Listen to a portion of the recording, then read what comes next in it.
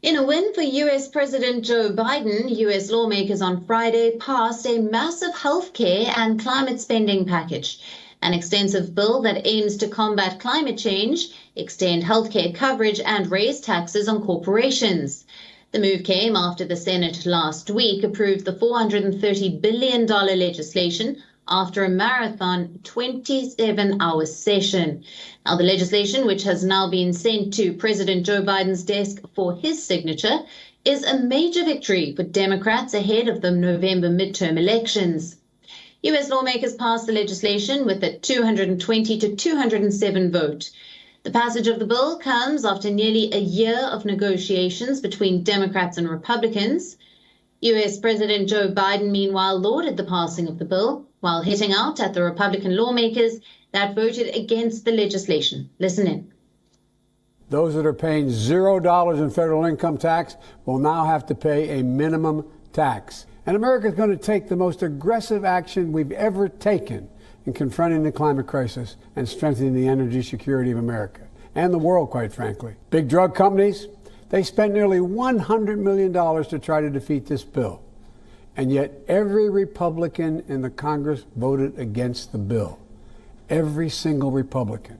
Against lower prescription drug prices, against lower health care costs, against a fairer tax system, against tackling the climate crisis, lower energy costs, and good-paying jobs. And by the way, in the process, we reduced the deficit as well. This is a historic moment.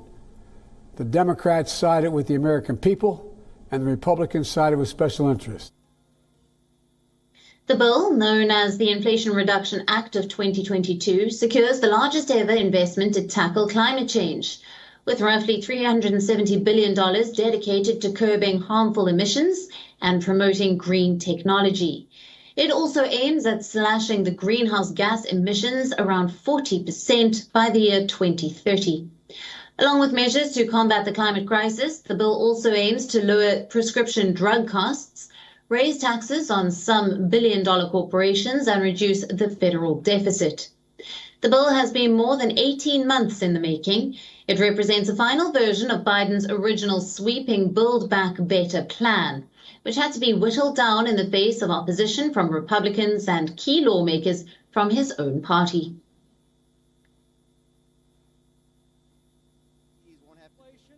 Or tax yourself out of recession.